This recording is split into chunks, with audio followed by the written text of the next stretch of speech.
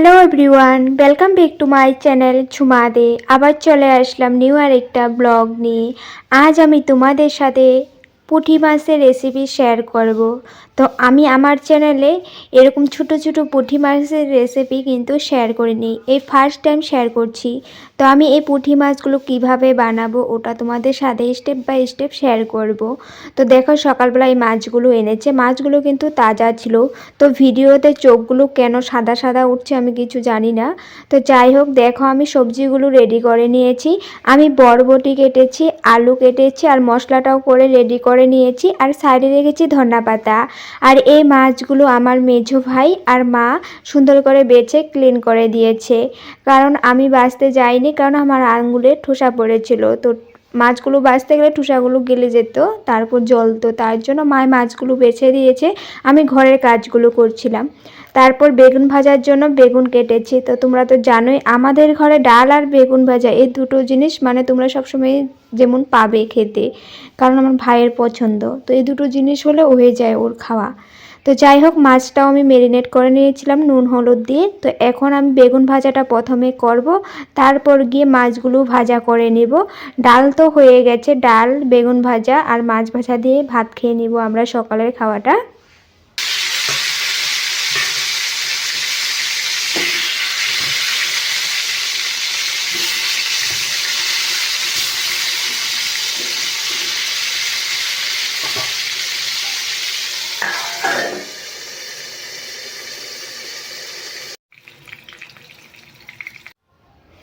বেগুন ভাজাটা প্রায় হয়ে গেছে।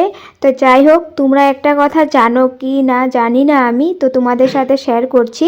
তো এরকম পুঁটি মাছ কিন্তু খাওয়া অনেক ভালো। যাদের চোখে প্রবলেম থাকে, যাদের চোখের জ্যোতি কম থাকে, তাদের কিন্তু ডাক্তারে বলে পুঁটি মাছ খেতে।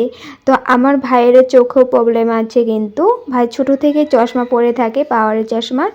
তো একদম জন্ম থেকে কিন্তু প্রবলেমটা ছিল না, যখন 5-6 বছর হয়েছে তখন থেকে শুরু হয়েছিল। তো ওই নিজের ধ্যানও রাখে না, তার জন্য ওর প্রবলেমটা বাড়তে বাড়তে বেশি বেড়ে গেছে। তো এখনও বলি মানে ডাক্তারে বলেছে ওকে পুঁটি মাছ খেতে, একটু ভালো খাবার খেতে, কিন্তু ওই তখন মানতো না এগুলো কথা। তো এখনও মাছ বানিয়েছি, ওই মাছ ভাজা খাবে না, মাছের ঝোল খাবে না। কিন্তু পুঁটি মাছ চোখের জন্য অনেক ভালো, চোখের জ্যোতির জন্য অনেক ভালো। তো যাদেরই চোখে প্রবলেম আছে, তোমরা যদি রেগুলারও পুঁটি মাছ খাও কিন্তু ভালো। তো যাই হোক, রেগুলার না হলেও মাঝে মধ্যে খাবে। তো আমি পুঁটি মাছগুলো এখন ভাজা করছি।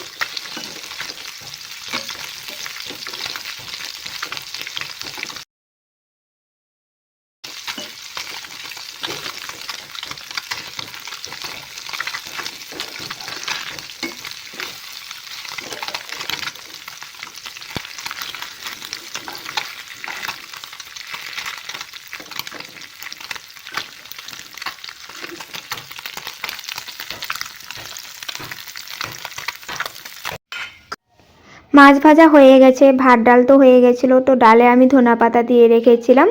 তো মাছ ভাজা, ডাল, বেগুন ভাজা দিয়ে ভাতটা বেড়ে নিয়েছি। তো আমারও খিদে পেয়েছে, আমিও খেয়ে নিব। মাকে বলেছি, মা এখন খাবে না, মা বাইরে কাজগুলো করছে। তো তোমরা তো জানোই, মানুষ ঘরে বেশি থাকলে, ঘর দুয়ার বড় থাকলে, জিনিসপত্র বেশি থাকলে তো কাজ শেষ হয় না সহজে। তো একদিনে তো সব জামা কাপড় ধোয়া যায় না, এতগুলো বিছনা পাটি আছে। তো তার জন্য অল্প অল্প করে ধোয়া হচ্ছে। তো আজও মা বাইরে গিয়ে এগুলো কাপড় জামা ধুচ্ছে। তো দেখো আমি ভাইয়ের জন্য ভাতটা বেরিয়ে নিয়েছি। তো ছোটো ভাইকে বলছি, ছোটো ভাই খাবে না। তো আমি আর আমার মেজো ভাই খেয়ে নিব। তারপর আমার খাওয়া দাওয়া, ওরও খাওয়া দাওয়া হয়ে গেছে। তো যে কয়টা মাছ ছিল আরও, ওগুলো আমি ভাজা করে নিচ্ছি।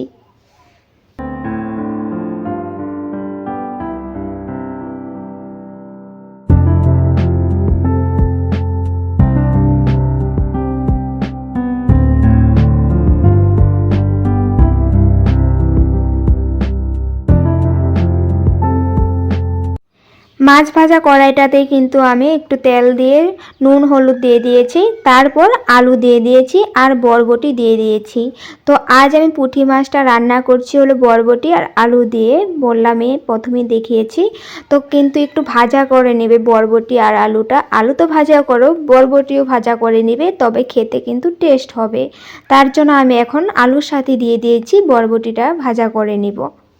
অল্প টাইমের জন্য ঢেকে দেব।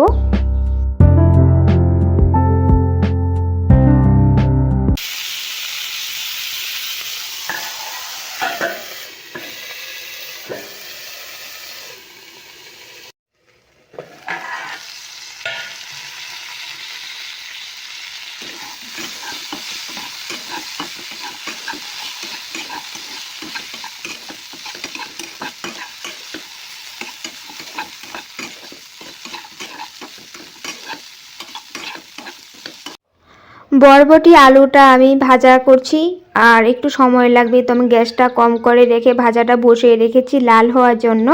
আর এদিকে বাসনপত্রগুলো আমি ক্লিন করে নিলাম, যে ভাত খাওয়ার বাসন আর সকালে বাসন চা খাওয়ার ছিল, তো ওগুলো জমা ছিল, তো ওগুলো আমি ক্লিন করে নিলাম। ওদিকে আমার ভাজাটাও হচ্ছে, এদিকে বাসনপত্রগুলো আমার ক্লিন হয়ে গেল, তো গুছিয়ে নিচ্ছি। এই দেখো ভাজা হয়ে গেছে, তো এখন আমি ভাজাটা নামিয়ে মাছের ঝোলটা বসিয়ে দেব। তো আমি ভাজা নামিয়ে নিয়েছি। ওই কড়াইটাতে এখন আমি সরষের তেল দিয়ে দিয়েছি।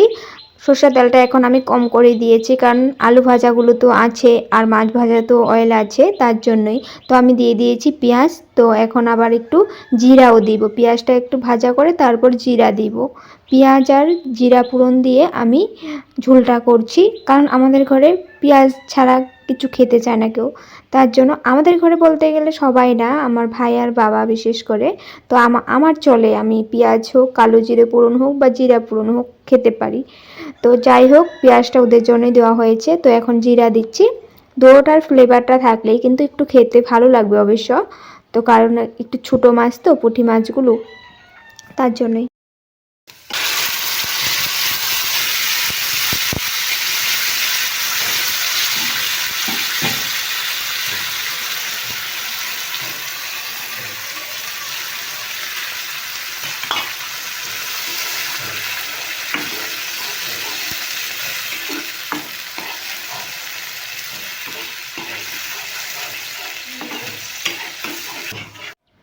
মশলাটা দেওয়ার পর এখন আমি একটু ভালো করে কষিয়ে নেব।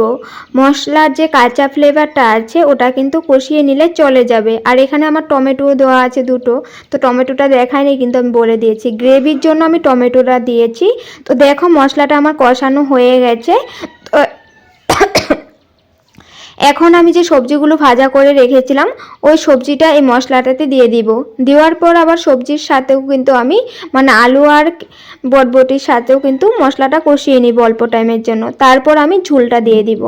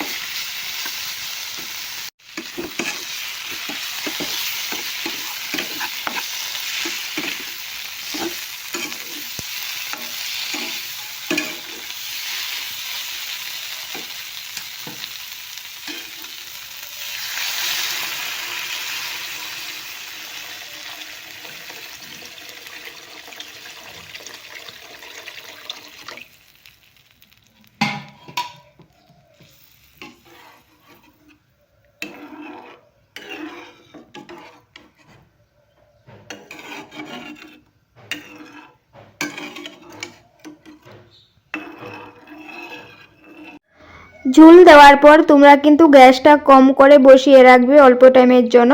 যখন ঝোলটা বয়েল হবে তো তোমরা কয়েকটা আলু উঠিয়ে চেটকে দিবে। আলুগুলো যেহেতু আমি ভাজা করে দিয়েছি তার জন্য সুন্দর করে গলে গেছে। আর দেখো কয়েকটা আলু নিয়ে কিন্তু আমি চেটকে দিয়েছি। তো এখন আমি ঝুলে দিয়ে দিলাম। তো গ্যাসটা তোমরা কেন কমিয়ে রাখবে, ওই যে দেখছো ঝুলে যে উপরে তেলটা ভেসে গেছে, ওই তেলটা কিন্তু পুড়ে যায় না। যদি গ্যাসটা বাড়িয়ে রাখো তোমরা ঝোল বানানোর সময় পুড়ে যায় কিন্তু এই ঝোলটা। তার জন্য গ্যাসটা কম করে ঝোলটা বয়েল হতে রাখবে। তারপর আলুগুলো দিয়ে দিলাম, আর দেখো এখন মাছগুলোও দিয়ে দিচ্ছি। তো মাছগুলো দেওয়ার পর অল্প টাইম রাখবো মাছগুলো একটু সফট হয়ে যাওয়ার জন্য।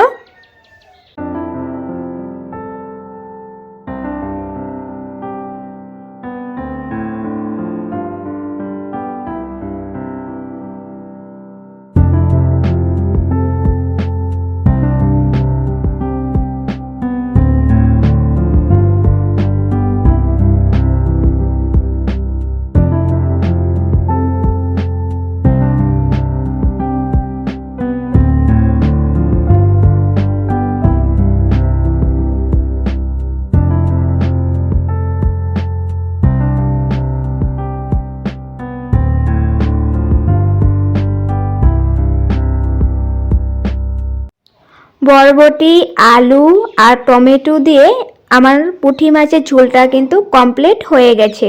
তো মাছের কারিও বলতে পারো। তো যাই হোক, কমপ্লিট হয়ে যাওয়ার পর আমি উপর থেকে ধনেপাতা দিয়ে দিলাম। তো এখন ধনেপাতার ফ্লেভারটা কিন্তু তেমন ভালো না, কারণ এখন যেরকম ধনেপাতাগুলো দুভা ঘাসের মতন একটা ফ্লেভার আসে ধনেপাতা থেকে। তো যাই হোক, দিয়ে দিয়েছি। দেওয়ার পর আমার ঝোলটা যেহেতু কমপ্লিট হলো, তো তোমাদের রেসিপিটা কেমন লাগলো নিশ্চয়ই কমেন্ট করে জানাবে, আর ভালো লাগলে লাইক শেয়ার করবে। আবার আসবো নেক্সট ব্লগ নিয়ে। ততক্ষণের জন্য আমার চ্যানেলটা সাবস্ক্রাইব করে বেল আইকনটা ক্লিক করে নিও। Bye bye.